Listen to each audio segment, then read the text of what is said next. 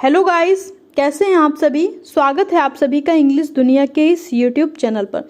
So guys, अगर आप भी सीटेट के स्टूडेंट हैं, आप सीटेट का एग्ज़ाम देने जा रहे हैं, तो ये हमारे इस चैनल पर आज से सोशल साइंस के प्रीवियस ईयर क्वेश्चन को सॉल्व करवाया जाएगा। डेली 30 क्वेश्चन का एक सीरीज चलेगा जिसमें आपको 30 क्वेश्चन सॉल्व करवाए जाएंगे। तो अगर आपने भी अपना पेपर 2 में सोशल साइंस को ऑप्शन के रूप में चुना है तो this video is only for you. और आप सभी लोग अपने दोस्तों तक शेयर करना ना भूलें ताकि उनको भी हेल्प मिल सके, क्योंकि हमने जहाँ तक देखा है सोशल साइंस का बहुत ज़्यादा कंटेंट यूट्यूब पर अवेलेबल नहीं है। इसलिए आप लोग ज़्यादा से ज़्यादा दोस्तों को शेयर करिए ताकि पेपर में वो भी अच्छे से स्कोर कर सकें, पास हो सकें।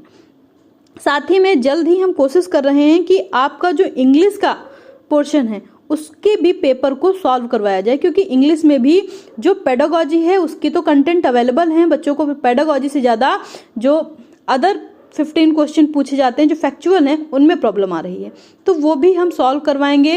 प्रीवियस ईयर आपके लिए बहुत ही इंपॉर्टेंट है। अगर आपने सारे के सारे प्रीवियस ईयर सॉल्व कर रखे हैं तो आपको सीटेट पास होने से कोई भी नहीं रोक सकता है, लेकिन आपको पूरे कंसंट्रेशन के साथ, पूरे लगन के साथ सीटेट को पढ़ना है, पूरे सारे के सारे प्रीवियस ईयर क्वेश्चंस देने हैं। तो चलिए स्टार्ट करते हैं बिना टाइम वेस्ट किए। तो अगर आप नए हैं तो जल्दी से शेयर करिए और लास्ट में कमेंट में अपना स्कोर बताना मत भूलिएगा, ठीक है। आप लोग भी साथ साथ में अपना वीडियो को पॉज करके आंसर देते चलिए और लास्ट में आप अपना स्कोर बताना मत भूलिएगा। चलिए स्टार्ट करते हैं। ये रहा हमारा पहला क्वेश्चन। भीमबेटका के पुरा स्थल भारत के किस राज्य में पाए जाते हैं? भीमबेटका के पुरा स्थल भारत के किस राज्य में पाए जाते हैं? जल्दी से बताइए।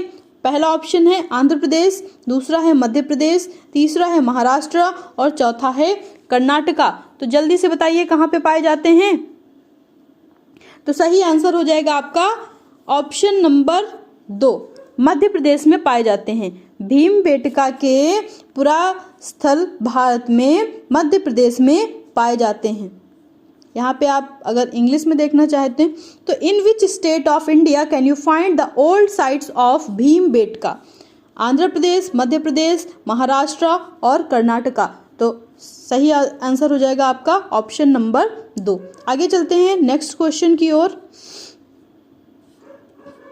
निम्नलिखित गुप्त वंश के राजाओं को कालानुक्रमित क्रम में व्यवस्थित कीजिए। ये गुप्त वंशीय राजा हैं और इनको एक सीरीज में आपको व्यवस्थित करना है। तो जल्दी से बताइए आपका ऑप्शन क्या हो जाएगा, फटाफट से आप जल्दी से इसका आंसर दीजिए। श्रीगुप्त, चंद्रगुप्त द्वितीय, स्कंदगुप्त, समुद्रगुप्त। सबसे पहले कौन आया था? फटाफट दीजिए आंसर। यहाँ पे आपके ऑप्शन दिए हुए हैं, ये देखिए।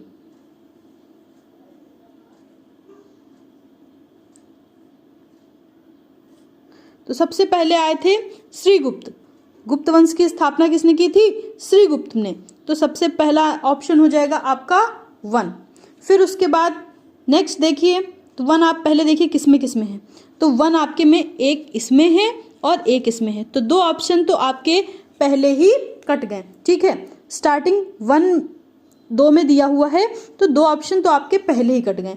उसके बाद अब आपके बचे 2। चलिए दो इसका देखते हैं। तो श्रीगुप्त के बाद कौन आया था? समुद्रगुप्त आए थे। कौन आए थे?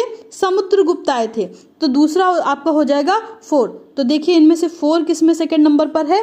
तो ये है 4th में। तो सही आंसर आपका क्या हो जाएगा? Option number 4। सबसे पहले आए थे कौन? श्रीगुप्त, उसके बाद आए थे समुद्रगुप्त, फिर आए थे आपके चंद्रगुप्त द्वितीय और फिर आपके आए थे स्कंदगुप्त। तो सही आंसर आपका ये हो जाएगा। चलिए आगे चलते हैं नेक्स्ट क्वेश्चन की ओर। कथन और कारण वाला दिया हुआ है। अभी कथन तथा कारण को पढ़ें और सही विकल्प को चुनें। अभी कथन क्या है? अल बरूनी ने किताब अल हिंद लिखी। कारण दिया है गजनी का सुल्तान महमूद अपने द्वारा जीते गए लोगों के बारे में कई बातें जानता था। सही विकल्प का चयन कीजिए। तो बताइए क्या हो जाएगा आपका सही आंसर? ए सही है परंतु आर गलत है। ए और आर दोनों गलत हैं, ए और आर दोनों सही हैं और ए का कारण आर है। यहाँ पे देखिए, आप देखते थे कि ये आपको ऊपर मिलता था, लेकिन इस बार थोड़ा सा क्वेश्चंस के ऑप्शन ऊपर नीचे कर दिए गए हैं, तो ध्यान से पढ़िएगा। नेक्स्ट बता रहा है ए और आर दोनों सही हैं किंतु ए का कारण आर नहीं है। तो बताइए कौन सा आपका हो जाएगा इसका हो जाएगा आपका ऑप्शन नंबर 3, ए और आर दोनों ही सही हैं और ए का कारण आर है। मतलब कि ये दोनों ही बातें यहाँ पे सही कही गई हैं। अल बरूनी ने किताब अल हिंद लिखी थी और गजनी का सुल्तान महमूद अपने द्वारा जीते गए लोगों के बारे में कई बातें जानना चाहता था। चलिए आगे देखते हैं नेक्स्ट क्वेश्चन की ओर। पिस्तक का क्या अर्थ है, जो मुगल वास्तुकला का एक महत्वपूर्ण पहलू है। पिस्तक किसे कहते थे, इसका क्या अर्थ होता है। 40 खंभों का सभा भवन था, मेहराबदार प्रवेश द्वार था, 8 कमरों से घिरा हुआ केंद्रीय सभा भवन था, आयताकार अहाते थे। क्या था ये? चलिए जल्दी से अपना आंसर दीजिए, क्या था ये?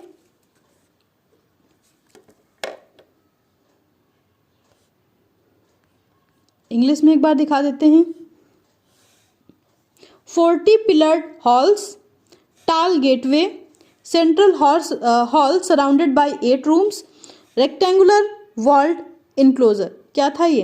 तो सही आंसर हो जाएगा ऑप्शन नंबर 2, टॉल गेटवे। क्या हो जाएगा आपका? Tall gateway. चलिए आगे चलते हैं। अगर आप हिंदी में बात करें तो मेहराबदार प्रवेश द्वार। आगे चलते हैं नेक्स्ट क्वेश्चन नंबर 35 की ओर। निम्नलिखित को हाल के काल से शुरू करके अवरोही क्रम उल्टा में लगाएं। अवरोही क्रम में मतलब उल्टा लगाने हैं आपको, तो जल्दी से सभी लोग बताइए।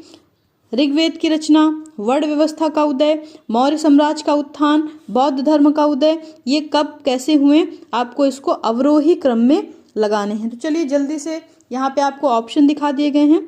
ये आपका ऑप्शन नंबर 4 है, तो सभी लोग जल्दी से देख लीजिए और कमेंट बॉक्स में आंसर दीजिए।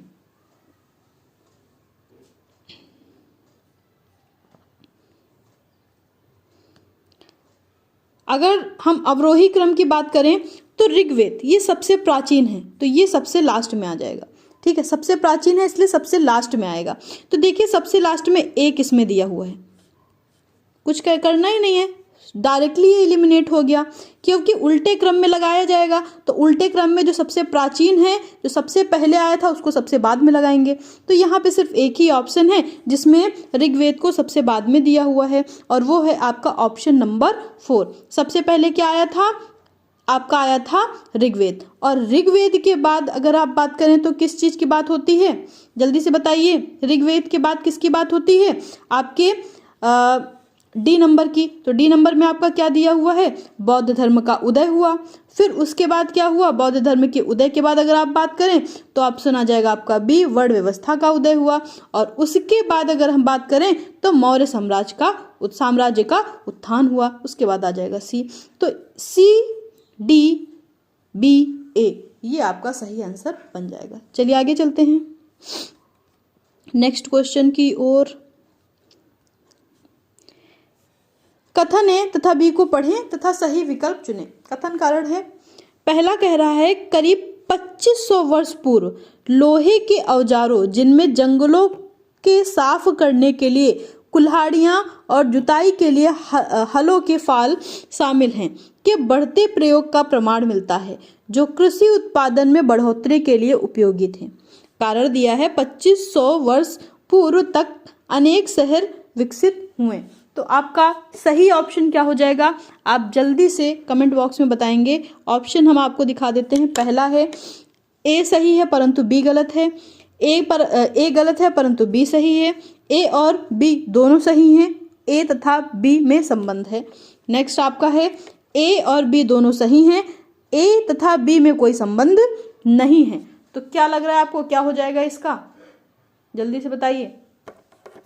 इसका हो जाएगा आपका ऑप्शन नंबर 3, ए तथा बी दोनों सही हैं और दोनों के बीच में संबंध भी है, मतलब कि दोनों बातें बिल्कुल सही कही गई हैं यहाँ पर। 2500 वर्ष पूर्व लोहे के औजार जिनमें जंगलों के साफ करने के लिए कुल्हाड़ियां और जुताई के लिए हलों के फाल शामिल हैं, बढ़ते प्रयोग का प्रमाण मिलता है जो कृषि उत्पादन में बढ़ोतरी के लिए उपयोगी थे। ये बात बिल्कुल सही कही गई है। और दूसरी बात जो कही गई है, लगभग 2500 वर्ष पूर्व तक अनेक शहर विकसित हुए।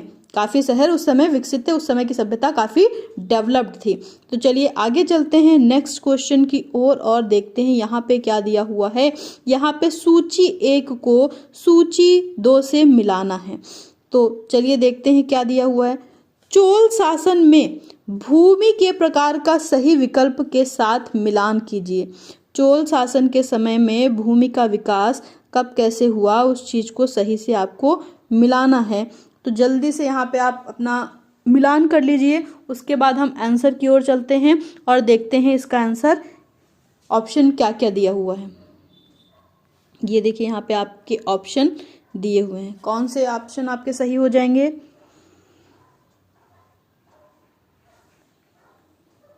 चलिए देखते हैं।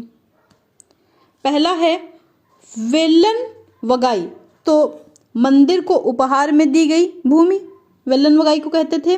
किसी विद्यालय के रखरखाव के लिए भूमि, या गैर ब्राह्मण किसान स्वामी की भूमि, ब्राह्मणों को उपहार में दी गई भूमि। तो वेल्लम वगाई किसको कहते थे? गैर ब्राह्मण किसान स्वामी की भूमि को क्या कहते थे? वेल्लम वगाई कहते थे। उसके बाद अगर हम बात करें तो क्या कह रहा है कि ब्रह्मदेव, ब्रह्मदेव किसको कहते थे? ब्राह्मणों को उपयोग में दी गई भूमि को कहते थे कि अदर किसी चीज को कहते थे? ब्रह्मदेव किसको कहते थे? तो ये कहते थे ब्राह्मणों को उपयोग में दी गई भूमि को ब्रह्मदेव कहते थे। अब अगर बात करते हैं देवदान की, तो देवदान किसको कहते थे और साला भोग किसको कहते थे? तो देवदान की अगर हम बात करें तो देवदान हम कहते थे किसको? देवदान कहते थे किसी ऑप्शन एक मिनट देवदान कहते थे मंदिर के निर्माण के लिए, मंदिर को उपहार में दी गई भूमि को क्या कहते थे? देवदान। और साला भोग की बात करें तो साला भोग किसको कहते थे? कहते थे किसी विद्यालय के रख रखाव के लिए दी गई भूमि। तो सबसे पहले क्या बात करेंगे? वेल्लम वगाई, पहले का ऑप्शन नंबर आपका 3। तो सही आंसर क्या हो जाएगा? सही क्रम कौन सा हो जाएगा? पहले का 3 किसमें दिया हुआ है? पहले का 3 इसमें भी दिया हुआ है और इसमें भी दिया हुआ है, इन दोनों में दिया हुआ है। अब बात करेंगे दूसरे के 4 की, तो दूसरे का 4 किसमें दिया हुआ है? लास्ट में हम देख लेते हैं लास्ट हमारा किससे मिल रहा है। लास्ट वाला हमारा पहले से मिल रहा है, तो लास्ट में डी का 1 किसमें दिया है? इसमें। तो ये आंसर आपका बिल्कुल सही हो जाएगा। देखिए अगर आपको समय बचाना है तो आपको एलिमिनेट करना सीखना होगा, क्योंकि अगर आप एक एक को मैच कराते हुए बैठ जाएंगे तो सारा समय आपका उसी में निकल जाएगा। इसलिए आपको ऑप्शन को एलिमिनेट करना सीखना होगा कि किस तरह से, जैसे ही आपके 2 ऑप्शन कहीं से एलिमिनेट हो जाते हैं तो 2 बचे, 2 में भी अगर एक एलिमिनेट हो जाता है तो वही आंसर आपका सही होगा। आप एलिमिनेट करना सीखिए। आगे चलते हैं नेक्स्ट क्वेश्चन की ओर। कथन कारण है, पहला ऑप्शन कह रहा है 1765 के बाद बंगाल की अर्थव्यवस्था में संकट से कारीगरों और किसानों पर बुरा प्रभाव पड़ा। कारीगरों का उत्पादन गिर रहा था और खेती चौपट होने की दिशा में अग्रसर थी। 1770 में पड़े अकाल से बंगाल में 1 करोड़ लोगों की मौत हुई थी। कारण दूसरा क्या बता रहा है कि बंगाल की दीवानी मिलने के बाद ईस्ट इंडिया कंपनी की कोशिश यही थी कि वह ज्यादा से ज्यादा राजस्व हासिल करे और कम से कम कीमत पर बढ़िया सूती रेशम कपड़े खरीदे। बंगाल से वसूले गए राजस्व का इस्तेमाल निर्यात के लिए चीजों को खरीदने में किया जाता था। तो जल्दी से बताइए आपका सही क्या हो जाएगा। पहला दिया हुआ है ए और आर दोनों सही हैं और आर सही व्याख्या करता है ए की। दूसरा है ए और आर दोनों सही हैं लेकिन आर व्याख्या नहीं है। तीसरा है ए सही है लेकिन आर गलत है। चौथा है ए और आर दोनों ही गलत हैं। तो जल्दी से बताइए क्या हो जाएगा आपका इसका आंसर।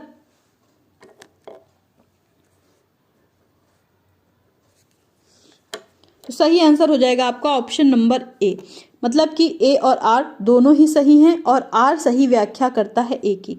क्या कहा गया है, एक बार फिर से आप लोग देख लीजिए कि 1765 के बाद बंगाल की अर्थव्यवस्था में संकट से कारीगरों और किसानों पर बहुत ही बुरा प्रभाव पड़ा था। कारीगरों का उत्पादन भी गिर रहा था और खेती भी चौपट होने की दिशा में अग्रसर थी। 1770 में पड़े अकाल से बंगाल में 1 करोड़ लोगों की मौत हो गई थी। ये बात बिल्कुल सही कही गई है। और दूसरी बात जो कही गई है कि बंगाल की दीवानी मिलने के बाद ईस्ट इंडिया कंपनी क्या करती थी, ज्यादा से ज्यादा यहाँ के लोगों से राजस्व लेती थी, मतलब कि ज्यादा से ज्यादा टैक्स लेती थी, और टैक्स लेने के बाद यहाँ की जो चीजें थी वो कम कीमत पे यहाँ से खरीदती थी। यहाँ पे जो भी सूती वस्त्र था, रेशमी वस्त्र था, इन सबको कम कीमत में खरीदती थी और बाहर ज्यादा कीमतों में बेच करके ज्यादा से ज्यादा प्रॉफिट कमाती थी। लेकिन यहाँ के बेचारे जो कारीगर थे उनको कोई भी प्रॉफिट नहीं होता था। तो यहाँ पे ऑप्शन ए सही हो जाएगा। चलिए चलते हैं नेक्स्ट की ओर। सॉरी, ये ऑप्शन 2 है, ये ऑप्शन 1 सही हो जाएगा। ठीक है, चलिए चलते हैं अगले क्वेश्चन की ओर। नेक्स्ट कहा गया है 1829 में सती प्रथा को प्रतिबंधित करवाने में किसका योगदान था। सती प्रथा को बंद करवाने में किसका योगदान था। तो जहां कहीं भी बात आ जाए सती प्रथा की तो वहां पे आप किसके साथ चले जाएंगे, जल्दी से बताइए। राजा राम मोहन राय, ईश्वर चंद्र विद्यासागर, ज्योतिबा फूले और स्वामी दयानंद सरस्वती। तो राजा राम मोहन रॉय जो थे ये सती प्रथा से संबंधित हैं। इन्होंने सती प्रथा को प्रतिबंधित करवाने में महत्वपूर्ण योगदान दिया था। इसका श्रेय इन्हीं को जाता है। तो सही आंसर हो जाएगा आपका ऑप्शन नंबर ए, राजा राम मोहन रॉय। आगे चलते हैं क्वेश्चन नंबर 40 की ओर। यहाँ भी कथन कारण दिया हुआ है आपको। पहला कथन कह रहा है कि 1927 से 1935 के बीच अंबेडकर ने मंदिर में प्रवेश के लिए 3 आंदोलन चलाए। अंबेडकर का मुख्य लक्ष्य सब लोगों को अंग्रेजी शासन की शक्ति दिखाना था। बताइए जल्दी से। ए और आर दोनों सही हैं और आर सही व्याख्या करता है ए की। क्या ये सही होगा? ए और आर दोनों सही हैं लेकिन आर सही व्याख्या नहीं है ए की। सही ए सही है लेकिन आर गलत है। ए और आर दोनों गलत हैं। जल्दी से बताइए क्या हो जाएगा आपका ऑप्शन। देखिए यहाँ पे ऑप्शन नंबर 3 हो जाएगा। आप लोग आंख बंद करके इसकी ओर मत जाइएगा क्योंकि यहाँ पे जो पहली बात है वो तो सही कह रहा है लेकिन दूसरी बात बिल्कुल गलत कह रहा है।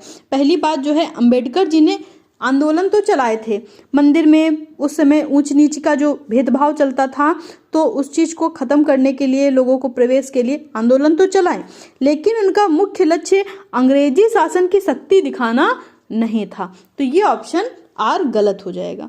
ठीक है, तो ऑप्शन नंबर 3 आपका सही है। आगे चलते हैं 41 की ओर। पूछ रहा है निम्नलिखित सुधार आंदोलनों का उनके नेताओं के साथ सही मिलान करें। निम्नलिखित सुधार आंदोलनों का उनके नेताओं के साथ सही मिलान करें। मटुआ पंथ, सत्यशोधक समाज, आर्य समाज, ब्रह्म समाज। किसकी रचना किसने की थी? यहाँ पे ज्योतिबा फूले दिया हुआ है, राजा राम मोहन रॉय दिया है, हरिदास ठाकुर, स्वामी दयानंद सरस्वती दिया हुआ है। तो जल्दी से सभी लोग आप अपना अपना आंसर दीजिएगा। ऑप्शन दिखा देते हैं आपको, है ना। चलिए ऑप्शन भी देख लीजिए। यहाँ पे ऑप्शन ये दिया हुआ है और एक ये दिया हुआ है।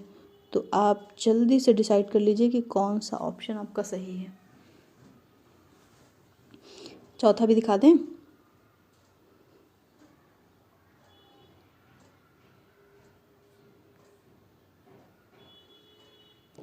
तो मटुआ पंथ की अगर बात करें तो ये हो जाएगा हरिदास ठाकुर जी के साथ। मटुआ पंथ की बात करें तो किसके साथ चला जाएगा? हरिदास ठाकुर जी के साथ। तो पहले का 3 किस में है? सबसे पहले तो ये देखें, पहले का 3 तो आपका सिर्फ एक ही में है और वो ये है। तो यही आंसर आपका सही हो जाएगा। चलिए बाकी के भी मिला लेते हैं एक बार। ठीक है, वैसे तो यही आंसर सही है क्योंकि यहाँ पे पहले का 3 पहले ही बता दिया गया है, फिर भी एक बार देख लेते हैं।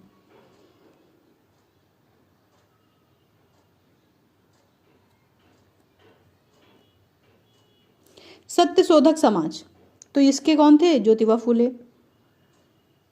आर्य समाज स्वामी दयानंद सरस्वती और ब्रह्म समाज राजा राम मोहन रॉय। तो पहले का कौन सा आया? पहले का आया 3, पहले का 3। उसके बाद नेक्स्ट क्या है?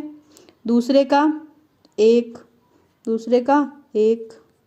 ठीक, और उसके बाद तीसरे का 4 और चौथे का 2। तो ये क्रम इसी में दिया हुआ है, यही आपका सही हो जाएगा। चलिए आगे चलते हैं।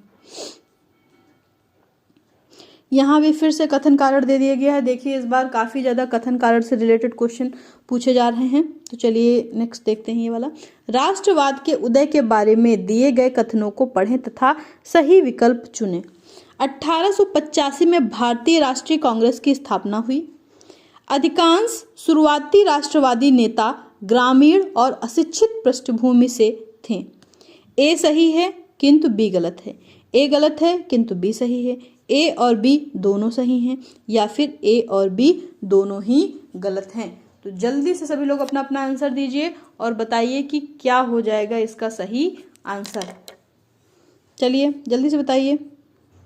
42 का कौन सा सही हो जाएगा? 42 का ए सही हो जाएगा। कौन सा सही हो जाएगा? ए। ए सही है किंतु बी गलत है।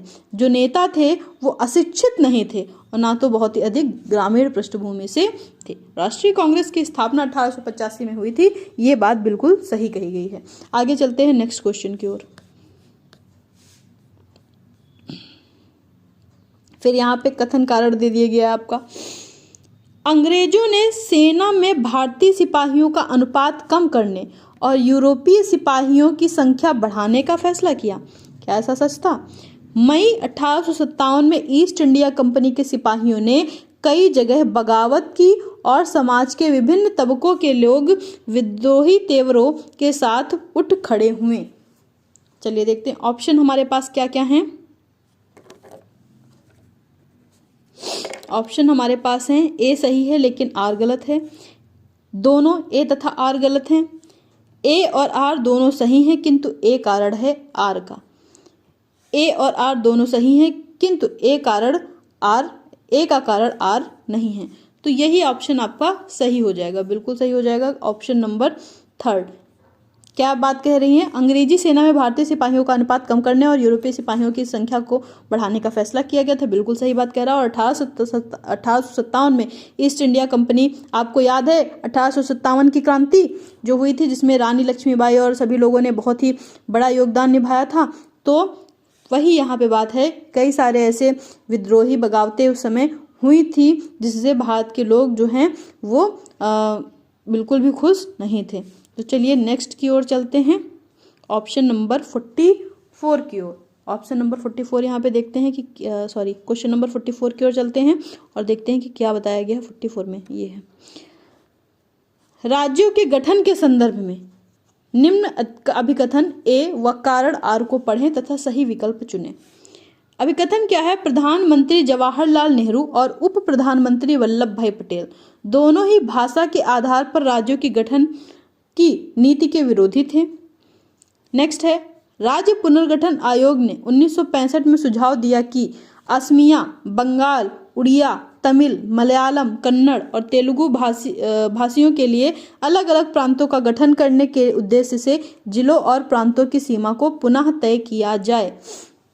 तो क्या लग रहा है आपको इसका कौन सा ऑप्शन सही हो जाएगा? एक बार ऑप्शन भी दिखा देते हैं आपको। ए और आर दोनों सही हैं और आर सही व्याख्या करता है ए की। ए और आर दोनों सही हैं लेकिन आर सही व्याख्या नहीं है ए की। नेक्स्ट चलते हैं, ए सही है लेकिन आर गलत है। ए और आर दोनों गलत हैं। तो यहाँ पे अगर हम देखें तो बात तो दोनों ही सही है, ठीक है, बातें तो दोनों ही सही हैं, लेकिन अगर हम व्याख्या की बात करें तो दोनों का आपस में कोई लेना देना नहीं है, इसलिए व्याख्या नहीं कर रहा है। तो ऑप्शन हो जाएगा आपका 44 का 2। क्या हो जाएगा आपका? 44 का 2 हो जाएगा। ए और आर दोनों सही हैं लेकिन आर सही व्याख्या नहीं है ए की, ठीक है। चलिए बात आगे चलते हैं क्वेश्चन नंबर 45 की ओर। चलिए आप लोग 1 मिनट के लिए क्वेश्चन को पढ़िए, हम बस थोड़ी सी अपनी दवाई खा करके आते हैं, थोड़ी सी मेडिसिन लेनी है उसको लेकर के आ रहे हैं।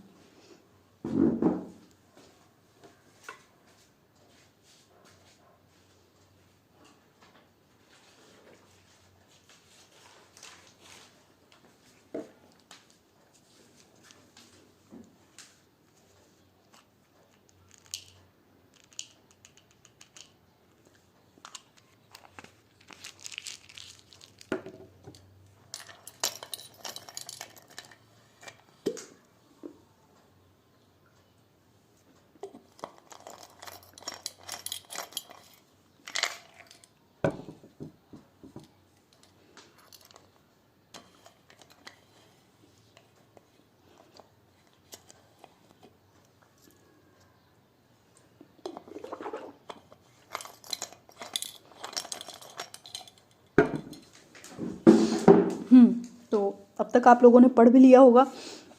चलिए देखते हैं क्या कह रहा है। आसमान में विभिन्न खगोलीय पिंडों के विषय में दिए गए कथनों में से कौन सा कथन सही है? हम रात में आकाश में असंख्य टिमटिमाते तारों की गर्मी और प्रकाश अनुभव नहीं करते क्योंकि वे बहुत दूर हैं। अर्सा मेजर नक्षत्र मंडल 7 तारों का समूह है जिसे सप्तऋषि भी कहा जाता है। आगे क्या कह रहा है? ध्रुव तारा अपना स्थान बदलता रहता है। चंद्रमा अलग अलग समय पर अलग अलग आकार में विभिन्न अवस्थिति में दिखता है। सही विकल्प का चुनाव करें। यहाँ पे आपके ऑप्शन दिए हुए हैं। पहला है ए, बी और डी सही है, ए, सी और डी सही है, बी, सी और डी सही है, या फिर ए, बी और सी सही है। कौन सा आपका सही हो जाएगा जल्दी से बताएं। देखिए बात ये सही है कि रात में आकाश में हम कई सारे तारे देखते हैं, बहुत सारे तारे होते हैं, लेकिन उनकी गर्मी क्या हमें महसूस होती है? नहीं। क्यों नहीं होती? क्योंकि वो हमसे बहुत ही दूर हैं। ये बात तो बिल्कुल सही है। अर्सा मेजर नक्षत्र मंडल 7 तारों का समूह, सप्तऋषि के बारे में आपने सुना होगा, सप्तऋषि का समूह होता है, बिल्कुल सही है। लेकिन ध्रुव तारा जो होता है वो अपना स्थान नहीं बदलता है, वो फिक्स रहता है। ये बात यहाँ पे बिल्कुल गलत कही गई है। वो एक ही जगह पे फिक्स रहता है, वो अपना स्थान नहीं बदलता है। अगला क्या कह रहे हैं कि चंद्रमा अलग अलग समय पर अलग अलग आकार में विभिन्न अवस्थिति में दिखता है। तो सही बात है, कभी चंद्रमा हमको पूरा गोल दिखता है, कभी ऐसे वो कटा हुआ दिखता है, कभी हमको ऐसे आधा कटा हुआ दिखता है। तो अलग अलग शेप में कभी कभी आप देखते हैं बहुत ही पतला चंद्रमा आपको दिखता है। तो इस तरह से, मेरी ड्राइंग बहुत ही खतरनाक है, तो इस तरह से आपको अलग अलग आकार में देखने को मिलता है। तो ए, बी और सी तो सही है नहीं, तो डी सही है। ए, बी और डी सही है। तो कौन सा सही हो जाएगा आपका? पहला ही आपका सही हो जाएगा, ए, बी और डी, क्योंकि इसमें सी नहीं है और सी आपका गलत है। तो चलिए आगे चलते हैं 46 क्वेश्चन नंबर की ओर। ये आपका 46 नंबर क्वेश्चन, इसमें क्या बता रहे हैं कि ग्लोब के विषय में कौन से कथन सही हैं? ग्लोब जो होता है आपका, तो उसके विषय में कौन सा ऑप्शन सही है? पहला कह रहा है कि ग्लोब पृथ्वी का सही मॉडल, छोटा प्रतिरूप है। ग्लोब जो होता है पृथ्वी का एक सही मॉडल होता है और छोटा प्रतिरूप होता है। दूसरा क्या कह रहा है? ग्लोब आकार और प्रकार में भिन्न हो सकते हैं। ग्लोब पर देश, महाद्वीप और महासागर उनके सही आकार में दिखाए जाते हैं। यह स्थिर और ना घूमने वाला है। तो जल्दी से आप लोग देख लीजिए, एक बार आपको ऑप्शन दिखा देते हैं। ये आपके चारों ऑप्शन हैं, आप लोग देख लीजिए और बताइए कि इसका कौन सा ऑप्शन आपका सही हो जाएगा। देखिए यहाँ पे जो ये बात कही गई है कि ग्लोब पृथ्वी का सही मॉडल और छोटा प्रतिरूप है, तो हाँ बिल्कुल, पृथ्वी भी हमारी गोल होती है, ग्लोब भी गोल होता है और पृथ्वी की तरह ही उसका एक मॉडल दिया जाता है और छोटा रूप होता है। पृथ्वी हमारी बहुत बड़ी है और उसको एक छोटे से रूप में उसमें नक्शे बना करके दिखाया जाता है। तो आप पहली बात तो बिल्कुल सही है। दूसरी बात कह रहा है ग्लोब आकार और प्रकार में भिन्न हो सकते हैं, तो कभी ग्लोब छोटे होते हैं, कुछ ग्लोब बड़े भी होते हैं, कुछ इससे भी बड़े होते हैं, तो अलग अलग आकार प्रकार में भिन्न होते हैं। ग्लोब पर देश, महाद्वीप और महासागर उनके सही आकार में दिखाए जाते हैं। भाई ग्लोब की मदद से आप देख सकते हो कि कहाँ पर कौन सा देश है, कहाँ पे कौन सा महासागर है, कहाँ पे कौन सा महाद्वीप है, ये सारी बातें भी आप देख सकते हो। लेकिन ये जो बात कह रहा है कि यह स्थिर और ना घूमने वाला होता है, तो ऐसा बिल्कुल गलत है। ग्लोब जो आप देखेंगे तो उसमें घूमने का वो होता है, आप उसको गोल गोल घुमाएंगे तभी तो सारे चारों तरफ से उसको देख पाएंगे। अगर एक जगह फिक्स रहेगा तो आप उसको चारों तरफ से कैसे देख पाएंगे? तो ये बात बिल्कुल गलत कही गई। तो ए, बी और सी सही है, लेकिन डी गलत है। तो पहले में ही ए, बी और सी को सही माना गया है, बाकी सब में डी दिया हुआ है, तो पहला हो जाएगा आपका सही ऑप्शन। आगे चलते हैं 47 नंबर क्वेश्चन की ओर और देखते हैं। ये भी आपका सौरमंडल से पूछा गया है। निम्न विशेषताओं से पृथ्वी के ताप कटिबंध की पहचान कीजिए। क्या बता रहा है कि दोपहर का सूर्य कभी भी सिर के ऊपर नहीं होता। जो दोपहर में सूर्य होता है वो कभी भी सिर के ऊपर नहीं होता, ऐसा बोल रहे हैं। इन क्षेत्रों का तापमान मध्यम होता है। और आगे क्या कह रहे हैं? ताप कटिबंधीय की पहचान है, पृथ्वी के ताप कटिबंधीय क्षेत्रों की। ये उत्तरी गोलार्ध में कर्क रेखा एवं उत्तर ध्रुव वृत्त तथा दक्षिणी गोलार्ध में मकर रेखा एवं दक्षिणी ध्रुव वृत्त के बीच वाले क्षेत्र होते हैं। तो कौन सा ऑप्शन आपका 47 का सही हो जाएगा? शीत कटिबंध, शीतोष्ण कटिबंध, उष्ण कटिबंध, किसके बारे में बात कर रहे हैं? उत्तर एवं दक्षिण ध्रुव। कौन सा है जिनमें ये तीनों विशेषताएं पाई जाती हैं? जल्दी से बताइए। तो सही आंसर हो जाएगा आपका शीतोष्ण कटिबंध। Option number 2 will be your correct answer. So शीतोष्ण कटिबंध, ठीक है। वहां पे जो दोपहर का सूर्य होता है कभी भी सिर के ऊपर नहीं होता है। इन क्षेत्रों का तापमान भी कैसा होता है? मध्यम होता है। और ये उत्तरी गोलार्ध में कर्क रेखा एवं उत्तर ध्रुव वृत्त तथा दक्षिणी गोलार्ध में मकर रेखा एवं दक्षिण ध्रुव वृत्त के बीच वाले क्षेत्र होते हैं, ठीक है। 47 का 2। चलिए आगे चलते हैं 48 की ओर। भारत में ग्रीनविच के पूर्व 82 डिग्री 30 पूर्व पर स्थित है। भारत का मानक समय क्या होगा यदि ग्रीनिच मीन समय 1 बजे अपराह्न है? तो ऑप्शन कौन सा आपका सही हो जाएगा? यहाँ पे 4 ऑप्शन दिए हुए हैं। पहला ऑप्शन है 7:30 अपराह्न, 6:30 अपराह्न, 6:30 पूर्वाह्न और 7:30 पूर्वाह्न। कौन सा सही हो जाएगा? जल्दी से बताइए। ग्रीनिच के पूर्व, जल्दी जल्दी से सभी लोग अपना अपना आंसर दीजिए। तो सही आंसर हो जाएगा आपका 6:30 अपराह्न। अगर जिन बच्चों ने ऑप्शन नंबर 2 दिया है वो बिल्कुल सही हो जाएंगे। चलिए आगे चलते हैं 49 की ओर। किस प्रकार के वन में नरम काष्ठ वाले वृक्ष जैसे चीड़, देवदार आदि उगते और पैदा होते हैं? नरम काष्ठ वाले वृक्ष, ठीक है। कौन से उसमें होते हैं? शीतोष्ण पर्णपाती वन में, शीतोष्ण सदाबहार वन में, शंकुधारी वनों में या फिर उष्ण कटिबंधीय पर्णपाती वन में? किस में पाए जाते हैं? जल्दी से बताइए।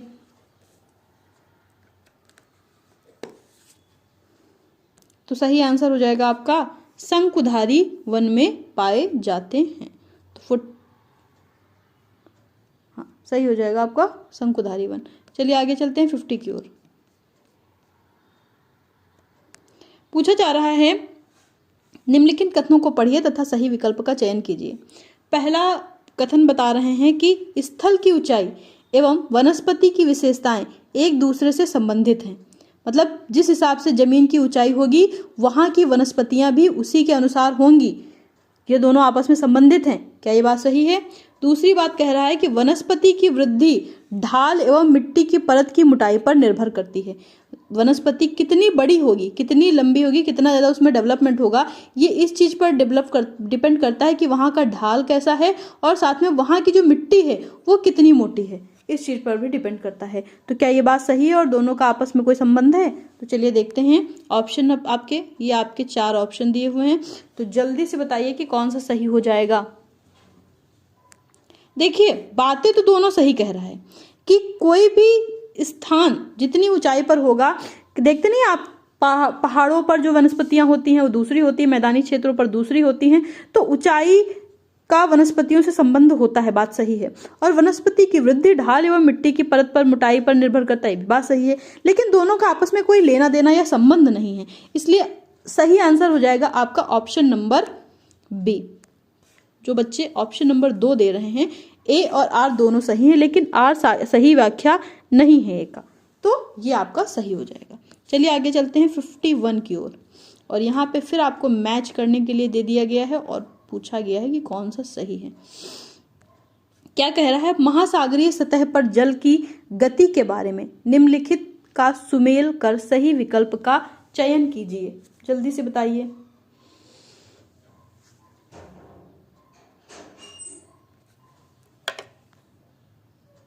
एक मिनट।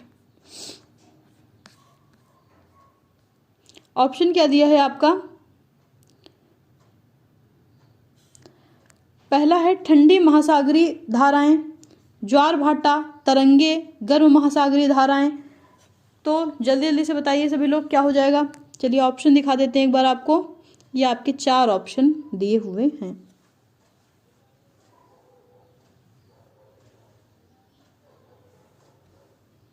चलिए देखते हैं, मैच कराते हैं। सबसे पहला अगर हम बात करें तो ठंडी महासागरीय धाराएं, तो महासागरीय सतह पर एकांतर नियम से जल का उठना एवं गिरना, नहीं ये तो ज्वार भाटा लग रहा है। एक दिन में 2 बार से महासागरीय जल का उठना एवं गिरना, चलिए ये भी नहीं है। आगे चलते हैं। भूमध्य रेखा के निकट उत्पन्न होती हैं, ध्रुवों से उष्णकटिबंधीय अक्षांशों की ओर प्रवाहित होती हैं। तो कौन प्रवाहित होता है? ठंडी महासागर धाराएं। तो पहले का तो हो जाएगा चौथा। तो देखिए किसमें पहले में 4th दिया है। यहाँ भी सेम वही चीज़ है, सिर्फ एक ही ऑप्शन बचता है आपके पास और बाकी कोई ऑप्शन बचा ही नहीं है। उसके बाद अगर हम बात करें तो बी की, तो ज्वार भाटा की अगर बात करें तो दिन में 2 बार नियम से महासागरीय जल का उठना एवं गिरना क्या कहलाता है? ज्वार भाटा कहलाता है। ठीक है, तो बी में आप देखिए दूसरे का, बी का 2nd, ये सही है। तो सही आंसर हो जाएगा ऑप्शन नंबर 4। तो अब हमें नहीं लगता है कि मिलाने की ज़रूरत होगी, फिर भी अगर आप लोगों को कोई डाउट है तो मिला देते हैं। तरंगे किसको कहते हैं? तरंगे कहते हैं महासागरीय सतह पर एकांतर नियम से जल का उठना एवं गिरना ही क्या कहलाता है? तरंगे कहलाता है। गर्म महासागरीय धाराएं कौन सी होती हैं? तो भूमध्य रेखा, जैसे कि जो भूमध्य रेखा होती है वहां पे गर्माहट होती है, तो भूमध्य रेखा के निकट उत्पन्न होती हैं गर्म महासागरीय धाराएं। चलिए चलते हैं नेक्स्ट क्वेश्चन 52 की ओर। क्या कह रहा है कि मानसून पवने हैं ग्रहीय पवने, मौसमी पवने, स्थानीय पवने या स्थानीय पवने, स्थायी पवने या स्थानीय पवने, सॉरी, स्थायी पवने या स्थानीय पवने। तो मानसून पवने किसे कहते हैं? जल्दी बताइए 52 का कौन सा सही हो जाएगा? 52 का जल्दी बताइए। तो इनको कहेंगे मौसमी पवने। ठीक है, मानसूनी पवने कैसी होती हैं? मौसमी पवने होती हैं जो मौसम के अनुसार चलती हैं।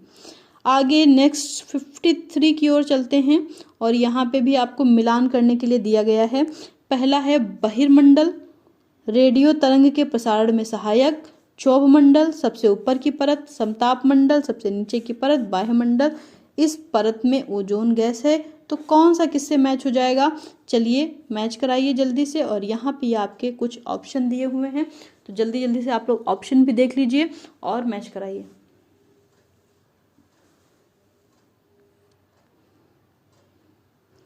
तो बहिर्मंडल की अगर हम बात करें तो बहिर्मंडल क्या है? बहिर्मंडल जल्दी से बताइए, बहिर्मंडल क्या होता है? सॉरी, बहिर्मंडल किसे कहते हैं?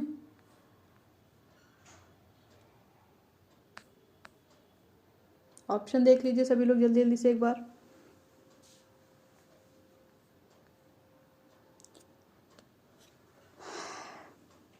बहिर्मंडल क्या है? सबसे बाहरी मंडल है। ठीक है, सबसे बाहरी मंडल को क्या कहते हैं? बहिर्मंडल। और क्षोभ मंडल क्या है? ये सबसे नीचे की परत होती है। बाह्यमंडल, इस परत में क्या होते हैं? ओजोन गैसें होती हैं। समताप मंडल, इसमें क्या होती हैं? ओजोन गैसें होती हैं। और बाह्यमंडल क्या हो जाता है? रेडियो तरंगों के प्रसारण में सहायक होता है। तो कौन सा ऑप्शन आपका सही हो जाएगा? जल्दी बताइए।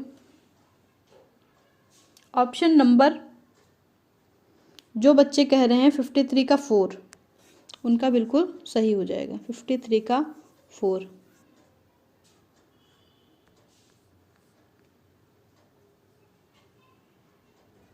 डी का फर्स्ट। ठीक है, ये हो जाएगा आपका सही आंसर। चलिए आगे चलते हैं नेक्स्ट क्वेश्चन की ओर। Question number 54। क्षेत्रों एवं इन क्षेत्रों में परिवहन के लिए उपयोग होने वाले पशुओं का सुमेलन कीजिए तथा सही विकल्प का चयन कीजिए। किस जगह पर किस तरह के पशु का यूज किया जाता है, ठीक है। एंडीज पर्वत वगैरह में कहाँ किस तरह के पशु होते हैं, तिब्बत में किस तरह के पशुओं का यूज करते हैं, भारतीय मरुस्थल में किस तरह के पशुओं का यूज करते हैं, और भारतीय पहाड़ी क्षेत्रों में किस तरह के पशुओं का यूज करते हैं। जल्दी से बताइए 54 का क्या हो जाएगा आपके हिसाब से।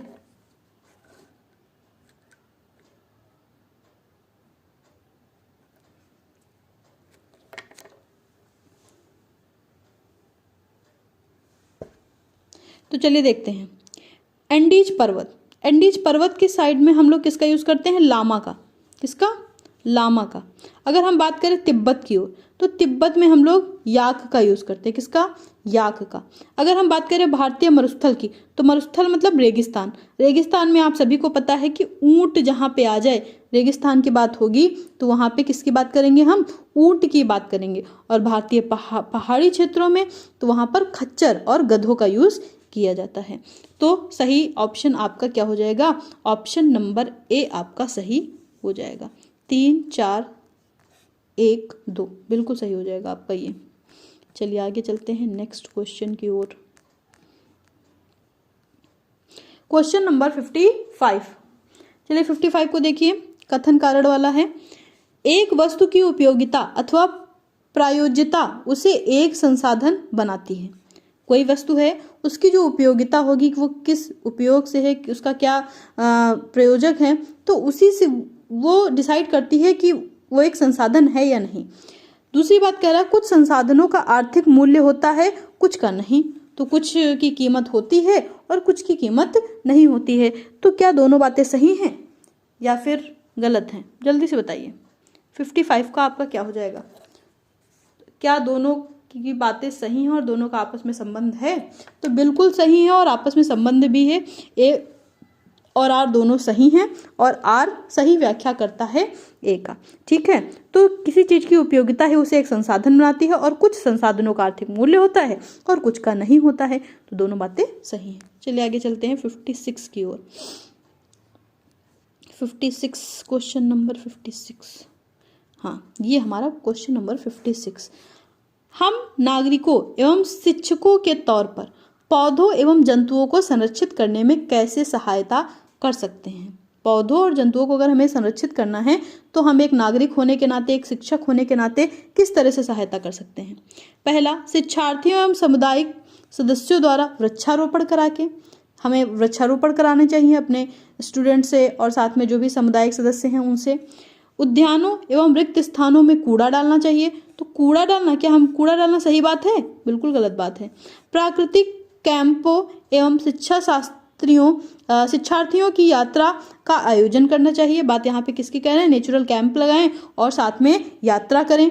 राष्ट्रीय उद्यानों को पर्यटक स्थलों की तरह विकसित किया जा सकता है, सही विकल्प का चयन कीजिए। अब यहाँ पे जो आपका 56 है, इसके कुछ यहाँ पे ऑप्शन दिए हैं। तो जैसा कि हमने बताया, सी तो बिल्कुल गलत हो जाएगा। अब सी इसी हिसाब पे आप एलिमिनेट कर सकते हैं। तो यहाँ पे सी है मतलब गलत है, यहाँ पे सी है मतलब गलत है, यहाँ पे सी है मतलब गलत है। बचता क्या है आपका, सिर्फ मात्र एक ही बचता है, और वो कौन सा बचता है, आपको बचता है ऑप्शन नंबर डी। चलिए देखते हैं एक बार क्या सही है ये। नहीं सी नहीं हो रहा, सॉरी हमसे मिस्टेक हुई। क्या हम बता रहे थे, कूड़ा डालना गलत है, ठीक है। हमने सोचा कि ये सी में दिया हुआ है, नहीं बिल्कुल गलत बात है। बी ऑप्शन, जहाँ पे बी होगा वो गलत हो जाएगा। तो इसमें बी नहीं है मतलब ये सही हो जाएगा।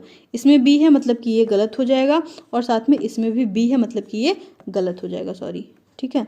तो सही आंसर आपका क्या हो जाएगा, ऑप्शन नंबर 2 सही हो जाएगा, सी वाला, क्योंकि इसमें बी नहीं दिया है और हमने शुरुआत में ही बताया कि कूड़े डालना गलत है। बाकी आप शिक्षार्थियों और समुदायों से वृक्षारोपण करवा सकते हैं, इससे पेड़ों की सुरक्षा होगी, नए पेड़ों की स्थापना हो जाएगी, मतलब नए पेड़ उगेंगे। साथ में कूड़ा डालना तो गलत ही बात है। प्राकृतिक कैंपों पर ले जा सकते हैं बच्चों को, नेचुरल कैंप ले जाएंगे, उनको तरह तरह की वेजिटेशन के बारे में जानकारी होगी और उससे वो प्रेरित भी होंगे। और कैंप वगैरह पर्यटक स्थलों पर ले जाना भी एक अच्छी चीज़ें हैं।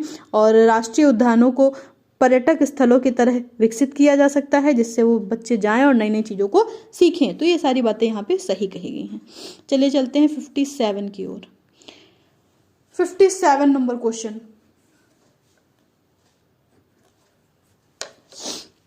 क्या कह रहा है कि निम्नलिखित को पढ़िए तथा मिट्टी के संरक्षण की सही पद्धति का चयन कीजिए। मिट्टी के संरक्षण की कौन सी सही पद्धति? रासायनिक उर्वरकों का अत्यधिक उपयोग, क्या हमें बहुत अधिक रासायनिक उर्वरकों का उपयोग करना चाहिए? मल्च बनाना, समुच्च रेखीय रेधिकाएं और रक्षक मेखलाएं। सही ऑप्शन आपका क्या हो जाएगा? ये आपके सामने ऑप्शन दिए हुए हैं। तो देखिए, सबसे पहली बात जो यहाँ पे कही गई है वो बिल्कुल गलत है, क्योंकि रासायनिक अगर आप बहुत अधिक केमिकल का यूज़ करेंगे तो मिट्टी क्या उससे सही होगी? उसका हमारे हेल्थ पर भी बैड इफेक्ट होगा। ठीक है, यहाँ पे अगर आप इंग्लिश में देखेंगे तो over use of chemical fertiliser बहुत ज़्यादा यूज़ नहीं करने चाहिए, नेचुरल फर्टिलाइजर का यूज़ करना चाहिए। Mulching, contour barrier, shelter belts, बाकी बातें आपकी सही हैं। तो जिसमें ऑप्शन ए दिया है वो आपका गलत हो जाएगा। तो आपका ए इसमें भी दिया है, ए इसमें भी दिया, ए इसमें भी दिया, तो सही आंसर हो जाएगा आपका आंसर नंबर 4। चलिए आगे चलते हैं 58 की ओर। मज़ा आ रहा है आप लोग को?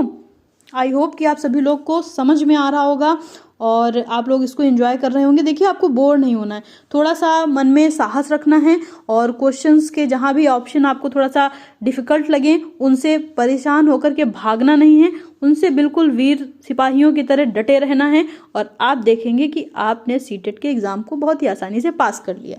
तो चलिए चलते हैं नेक्स्ट। ये देखिए, आपका नेक्स्ट क्वेश्चन तो खुला हुआ है, चलिए पढ़ते हैं। क्या है? कथन ये कह रहा है कि भारत में यथेष्ट बहुत सामाजिक सांस्कृतिक विविधता है। दूसरी बात कह रहा है विविधता अनिवार्य रूप से समान अवसर की ओर प्रेरित करती है। तो कौन सा ऑप्शन आपका सही हो जाएगा? जल्दी से बताइए।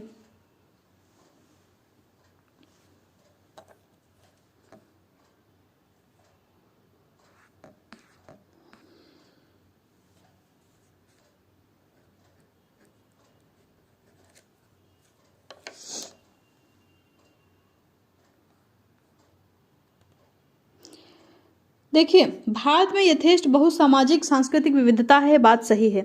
हम लोग देखते हैं कि बहुत तरह के अलग अलग परंपराओं ट्रेडिशनल को मानने वाले हमारे यहाँ लोग हैं, जिनके सबके अलग अलग रीति रिवाज हैं। तो ये विविधता तो है, लेकिन विविधता अनिवार्य रूप से समान अवसर की ओर प्रेरित करती है। तो क्या ये बात सही है? तो ये बात तो बिल्कुल गलत कही गई है। तो सही हो जाएगा आपका ऑप्शन नंबर सी। ए सही है लेकिन बी गलत है। ठीक है, तो जिन्होंने ऑप्शन नंबर 3 दिया है उनका सही हो जाएगा। चलिए चलते हैं 59 की ओर और सेकंड लास्ट क्वेश्चन है ये हमारा, क्योंकि इसके बाद 60 तक पहुंचने के बाद हमारे आज के 30 क्वेश्चन कंप्लीट हो जाएंगे। सभी लोग ज़्यादा से ज़्यादा सपोर्ट करिए। देखिए, हमारा नया नया चैनल है और हमने नया नया स्टार्टअप लिया है, तो अगर आप लोग अच्छे से हमें सपोर्ट करते हैं तो हम भी आपको अच्छे से और ज़्यादा एक्साइटमेंट के साथ नए नए वीडियो प्रोवाइड करा पाएंगे और आपको हम पूरे के पूरे यहाँ पे सोशल साइंस का सल्यूशन भी देंगे। साथ में अगर हमको रिस्पांस अच्छा मिला तो हम इंग्लिश का भी पूरा प्रयास करेंगे कि आप लोगों को इंग्लिश का भी सल्यूशन मिले। तो चलिए फटाफट से पढ़ते हैं और मैच कराते हैं। निम्नलिखित को सुमेलित कीजिए तथा सही विकल्पों का चयन कीजिए। लोगों को एक ही छवि में बांधना, दूसरे लोगों को नकारात्मक रूप से देखना, किसी के साथ दूसरे की अपेक्षा समुचित रूप से व्यवहार करना क्या कहलाता है, और शुद्धता और अशुद्धता को मानना ये क्या कहलाता है। यहाँ पे कुछ आपके ऑप्शन दिए हुए हैं, आप ऑप्शन भी देख सकते हैं और जल्दी से बताइए कि क्या हो जाएगा सही।